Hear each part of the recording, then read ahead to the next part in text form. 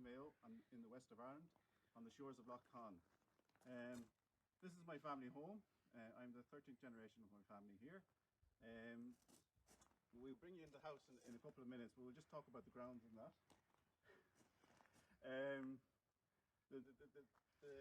The house is situated on 160 acres. One of the main features is a walled garden. The walled garden is 3 acres in size, 1 acre being an ornamental garden, and 2 acres, which was the old orchard, is now an organic garden. We're quite proud of the organic garden because it's one of the oldest organically certified gardens in Ireland, and it's celebrating its 25th year being organically certified this year. Just at the front door we have a little bit of produce which came up today from the organic garden, just to show you what's growing there. As I said, the house has been in the families since it was built. The original part of the house was built in the 1740s, and the part that we're going to be looking around today was completed in 1798. We now run the house as a guest house, so when all this is down, if you feel like coming to stay with us, please do. We're a member of Ireland's Blue Book, which promotes us around the world. We'll come on inside and you can meet the rest of the family.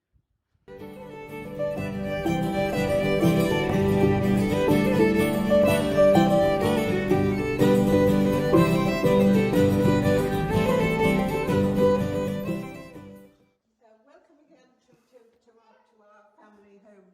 As you can see, the family is all around.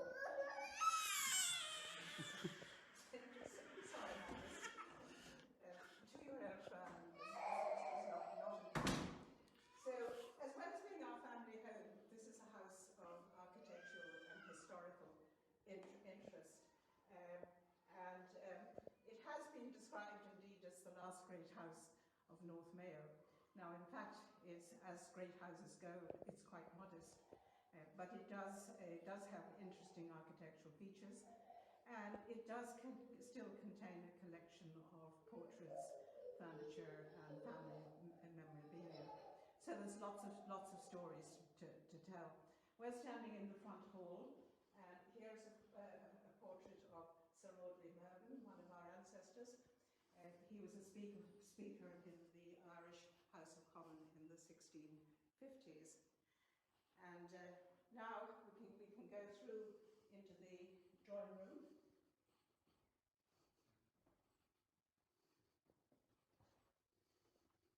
And in this room, this is all part of the house that was built on in the 1790s, as DJ was saying. The plasterwork is 1790s. The wallpaper is a bit later, it's 1850s. And the interesting thing about the wallpaper is that it has, over the years, changed colour. The original colour scheme was blue and gold, but in fact it's faded out to a faintly pink, a mushroom pink. And in fact, over here you see a faint shadow of the original blue. Now, it's next to a small portrait of my great-great-grandmother, Jackson, Madeline Forrest, she was called. Enniscoe was her house, and we think this was her favourite. We have done a certain amount of restoration in here. Obviously, the wallpaper is protected, but in recent years we've repainted. This is Jane Cupp and her sister Biddy.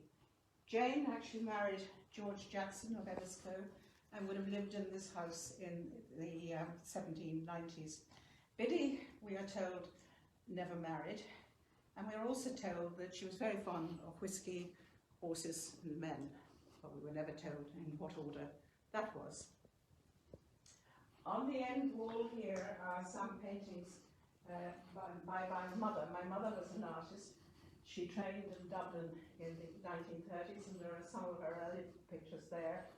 The one over the bureau shows, you can see the house and the lake in the background. And in this corner, we have the doll's house. This is a great favourite children coming on tour. In fact, it was made by the estate carpenter, and for many years it was left in the attic, rather unloved and with very little in it. And my mother decided to take it on as a project. And she said one of the troubles with dolls' houses that you couldn't see out the windows.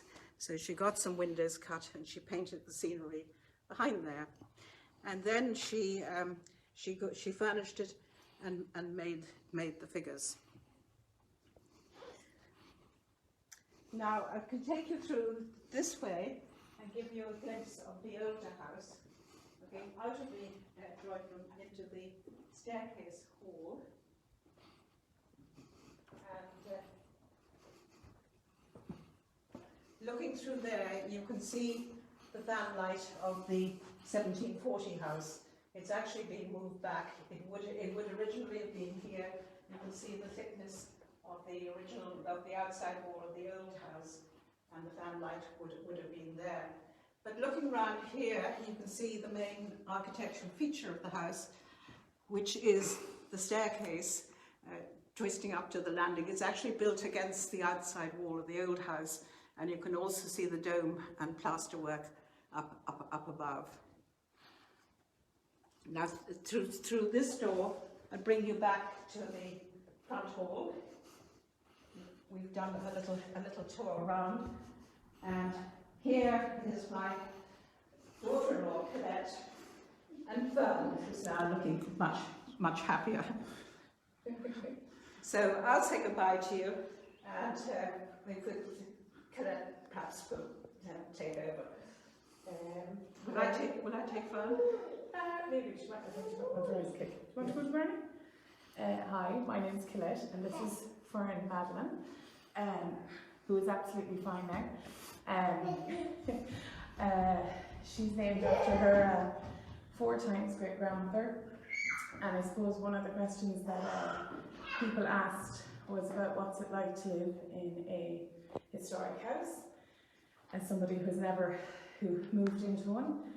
And I suppose firstly, it's a very daunting task for next generation owners to take on something that has been looked after so well, but mainly I think the importance of it, you can really see when you see local community utilise it, because I suppose we're very fortunate to have our national walks here, and that's a really kind of nice thing to see, and school tours coming to enjoy it, and I suppose for everybody else, it's just nice to see people interested in their local history, particularly in North Mayo.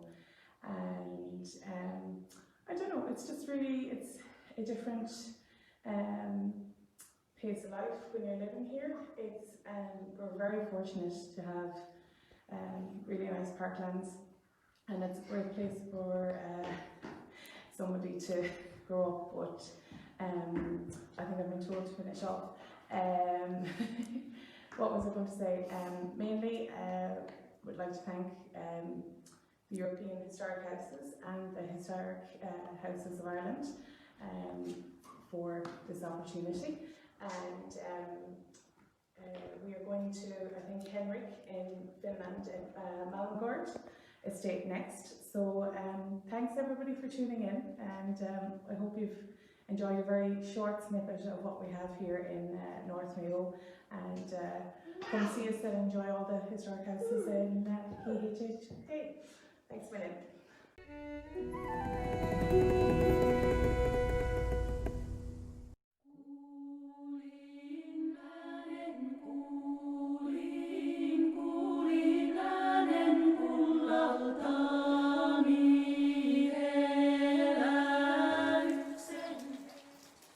Hi everybody, and welcome to Malmgard Estate in Lovisa in Finland. I hope you see me very well, and I hope you can join us on a very nice short tour of our manor house. Tervetuloa mukaan. Nimeni on Henrik Kreutz ja tulemme tekemään tänään lyhyen kierroksen Malmgardin kartanossa. I represent the 13th owner generation of Malmgard, together with my brother. And we have this estate has been in the same family since 1614, and I represent the 13th owner generation. As you see, it's raining today here in Finland, so we won't be able to see the house from the outside. But you can see many pictures of our building on the internet and so on. Let's go inside and talk more, and I will show you more of what we have inside. Tervetuloa mukaan. Tämä kierros tulee olemaan englanniksi. Toivottavasti ymmärrätte kaiken, mitä sanon. Let's go.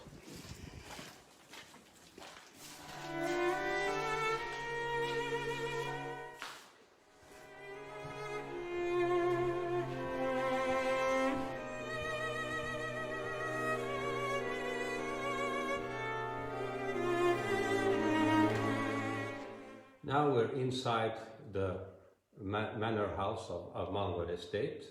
This building was built in 1885 in Dutch or Northern French New Renaissance style. It took about 3 years to build this building. The architect was at that time a very well-known Finnish architect called Sjöstrand, and he was building lots of buildings inside Helsinki. The builder, or the one who took the initiative to build this building, was my ancestor, Carl Magnus Kreutz.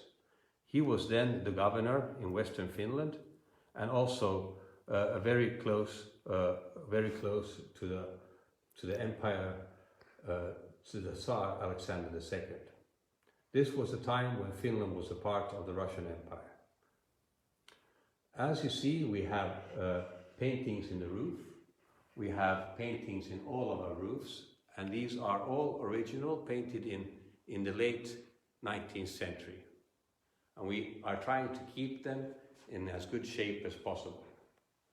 From this room, the downstairs salon, as we call it, you can also have a view to the garden outside.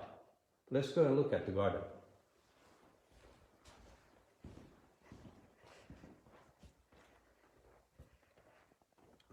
This is one of my favorite views. Here you can follow all the different seasons that we have here in Finland. We have winter, we have spring, we have summer, and we also have fall. This year we had a kind of different winter. We didn't have any snow for the first time in my life. But this view always is the same, and I really love it all the time. I also want to say that we take groups here to Malmgard. This is a privately owned house, but we have groups here coming from May until September, pre-booked groups. And it's very nice to have them here, coming here and showing them around. We will also we'll have groups this year, but I think the groups will be a little bit smaller. After this, we will go into the dining room, which is my favorite room. And I'll show you some china that we have been using here for 4 generations, and also the core business of our estate. We produce products of our organic cereals, and I will talk more about that in the next room.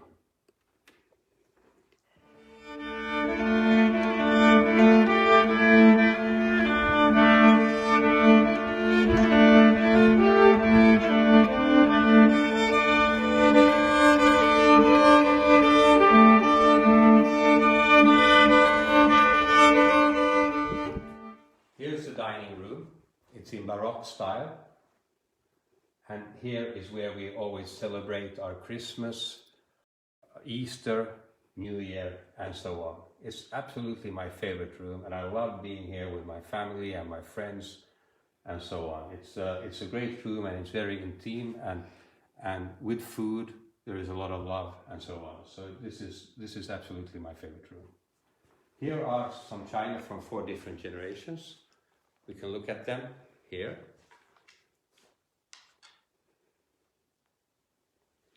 This one is the oldest one that came with the building in late 19th century.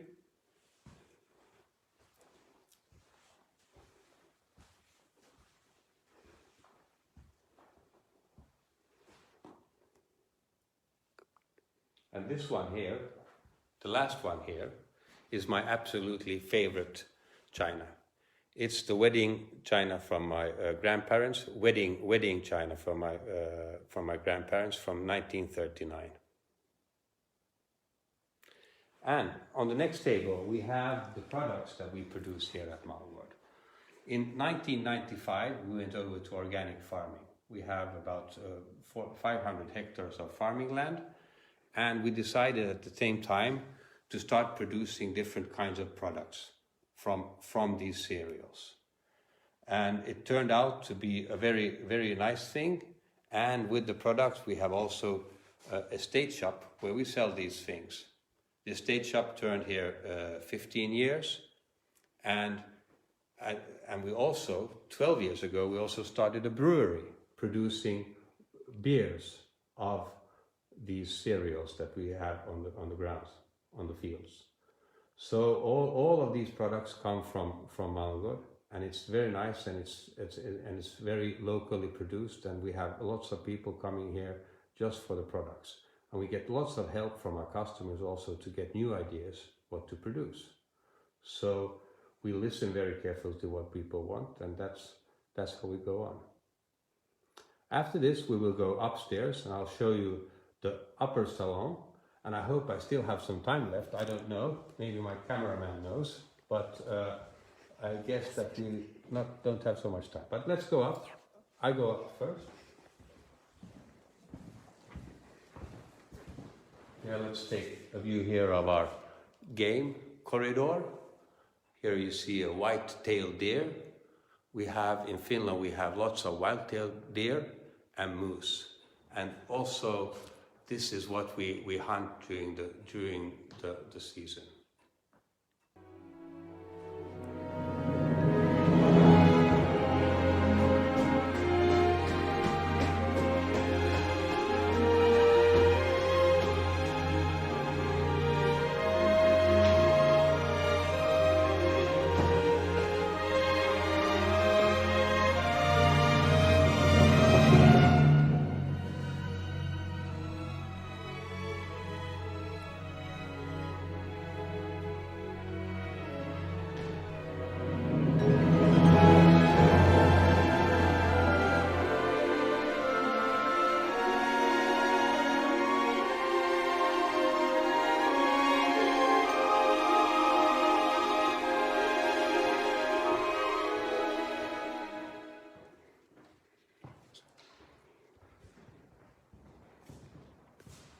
Welcome upstairs to our upper salon, or we call it also a ballroom. This room is probably the most beautiful room in the manor house. As you see, we have paintings in the roof. We call it that we have the carpets up in the roof. We have paintings on the walls with our ancestors, and we have chandeliers that are original from the 19th century. They were brought here from Italy, from outside Venice, because the builder or the man or our ancestor who wanted to build this building wanted to take something very special here. So these are original from the late 19th century brought here. We have different kinds of things from Italy. You maybe saw the small statues in the steps representing the four seasons. They are from Italy. In our garden, we have different chairs and small statues also from Italy. So perhaps we have a small Italy here also here in Loviisa, and I like it very much. On the walls, I want to show you some of our ancestors. Here is the admiral of the Swedish fleet, Lorenz Kreutz, a very well-known admiral.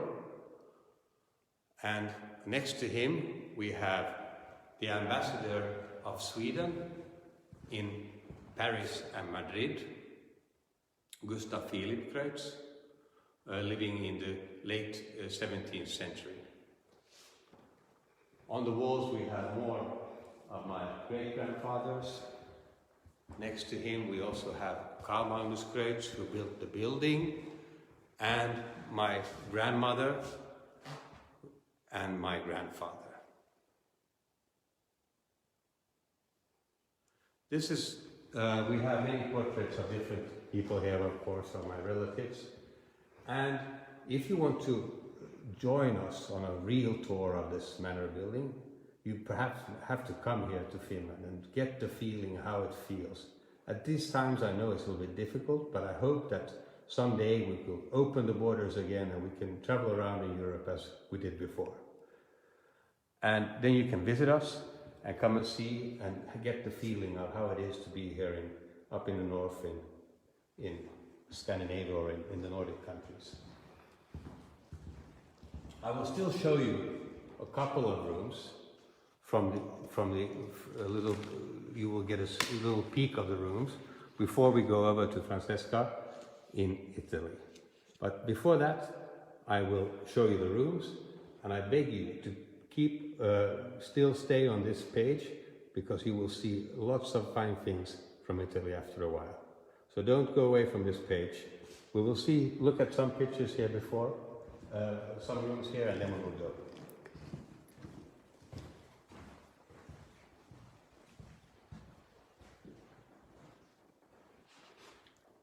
Here's the library.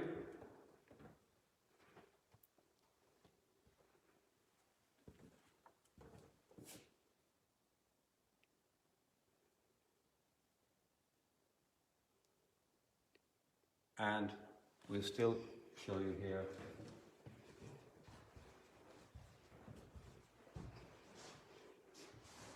I want to thank you all, and I wish you a very nice summer, and I hope to see you soon. Take care. Bye. Kultaiset korjat kaula kuin kanervan varsi.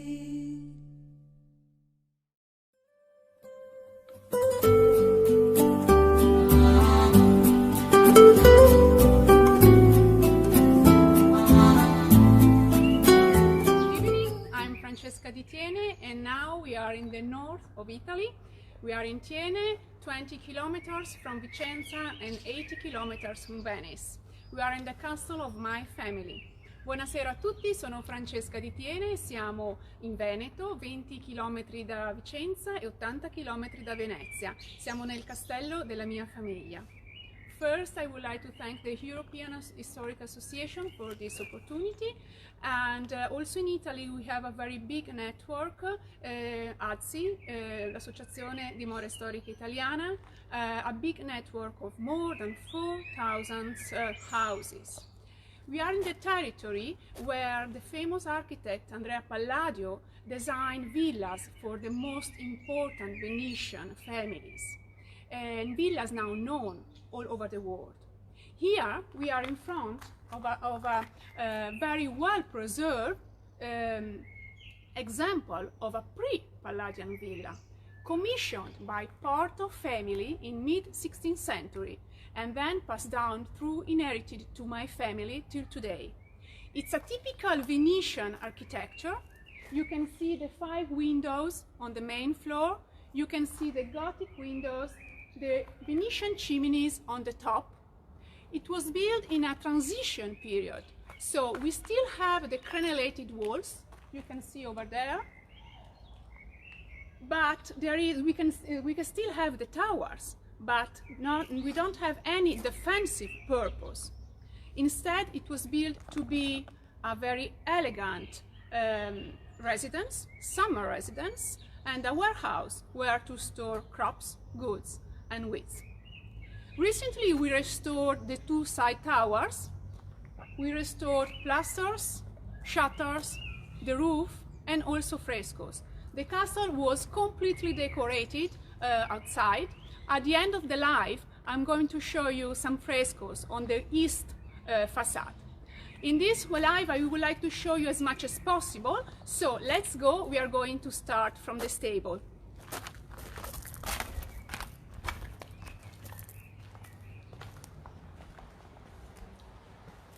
This is the most amazing part of the castle, designed by the architect Francesco Muttoni at the beginning of 18th century. It is a stable. We have 32 stables, 16 for each side, divided by red marble columns with putti on the top. Putti are like little statues of little kids. And here you can see very richly decorated troughs.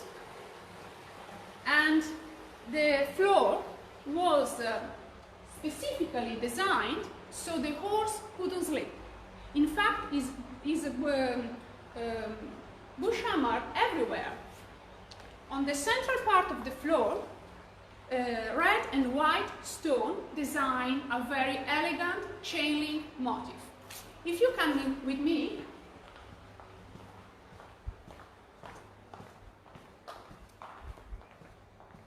I'll show you a detail very curious. This hall connected the stable to the stableman's house, so the stableman could hear all the time the horses, could have under control the situation. It's like an ancient walkie-talkie. The stable was supplied with fresh water. Come with me. Under this trapdoor, there is a stream till now. So the stableman could access very easily to the water. The stables are so elegant because it was like a showroom where Venetians could come here to buy horses, dressage horses. Now we go to the main building. We pass through the courtyard. You can see the big magnolia trees. You can see on my left the pigeon towers, the dove towers.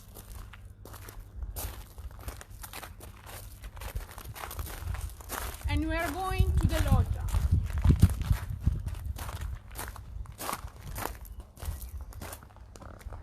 Here it seems to be in Venice. It's a loggia like that one you can see in the Venice palaces.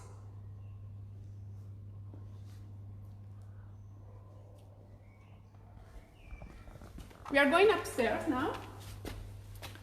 You have to know that about 10 years ago, the castle was the set of a very important movie, The Merchant of Venice, with Al Pacino and Jeremy Irons. Because it seems to be in Venice here. Here we are in the main room. There is the celebration of horses. There is a very important collection, 17th century equestrian paintings. In this one, you can see the knight riding a horse, and the knight let the horse to do a specific movement of dressage. And the knight is showing us his ability to control the horse. In this one, only the horse with the stableman on the left side and on the background, war or hunting scenes, hinting at the final use of the horse. This is a very representative room. We are in the main floor. It's a huge room with an important collection of furnitures, 17th century furnitures.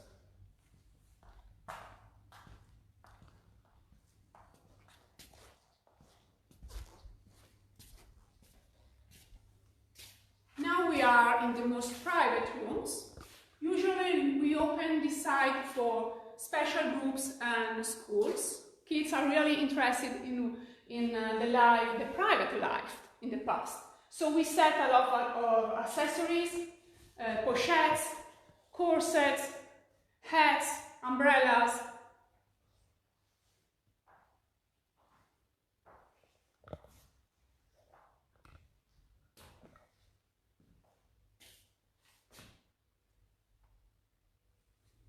And then, come with me. This is the count bedroom with some curiosities, a warm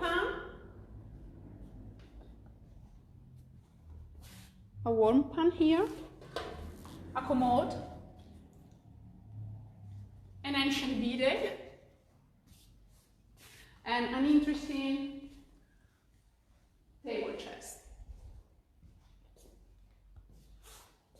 But now we are going to the heart of the castle.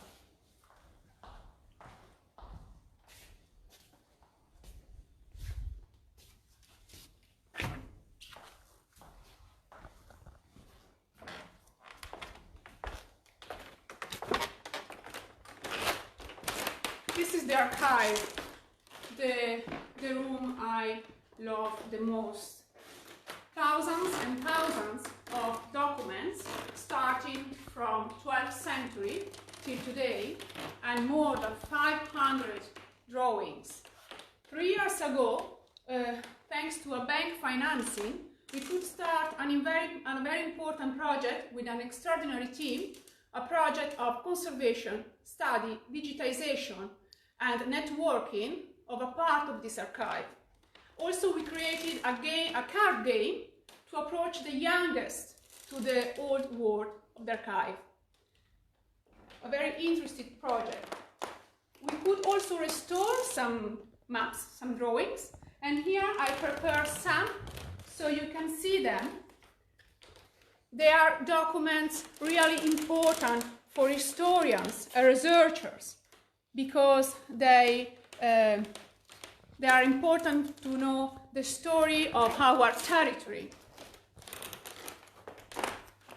It's the most important archive, private archive in this area, very well preserved and still in the same building where it was born.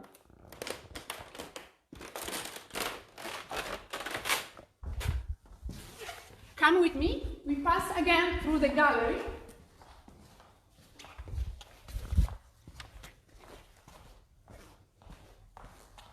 You can notice the gallery as a shape, a T shape.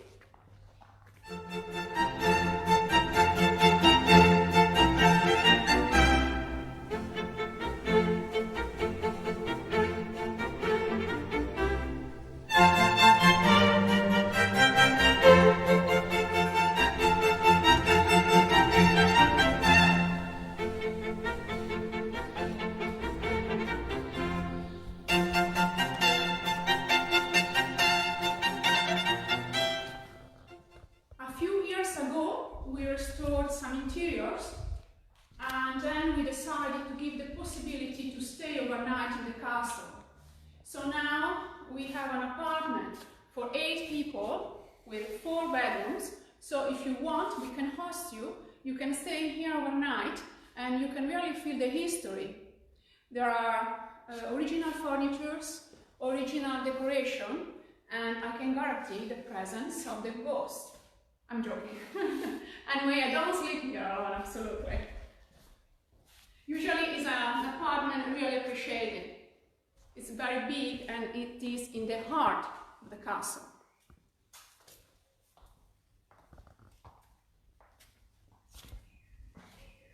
We are going downstairs again.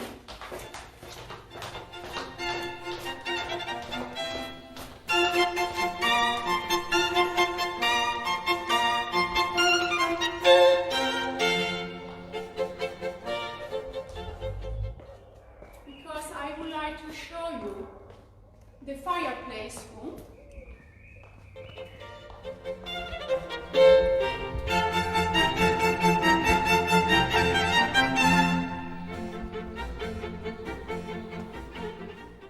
There is an important Gothic fireplace. It's the only room completely decorated. It was decorated in mid-16th century by the 2 most important pupils of Paolo Veronese, Giovanni Antonio Fasolo and Giovanni Battista Zailotti. They represented 4 scenes of Roman history. Maybe this one is the most famous scene, with the banquet of Cleopatra in front of Mark Antony.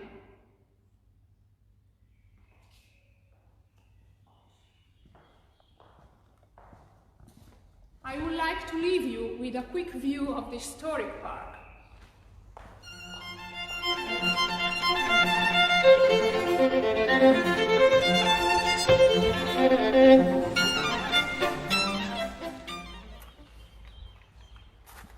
First we go to the secret garden.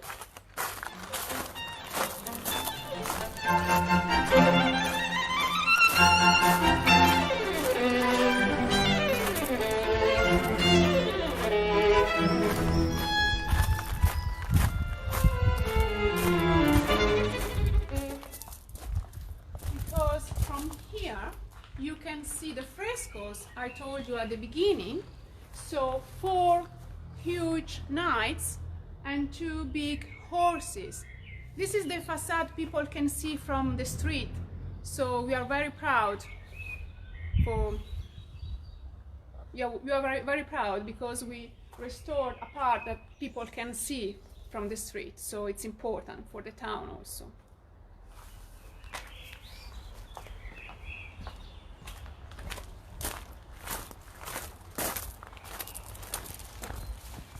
You have to know that we are in the city center, so it's a privilege to have a park like this. We take care of it as much as the building. We feel really strong the responsibility in preserving everything for next generations. And we are going to open again the castle on the 24th of May to the people of our region, but we really hope to have you here for real as soon as possible when the lockdown is over. I would like to thank the other 2 participants in this project, and a big thank to the European Historic team for organizing this, and thanks to you for your attention, your interest, and don't forget to follow next round next Saturday on this Facebook page. Thank you. Bye.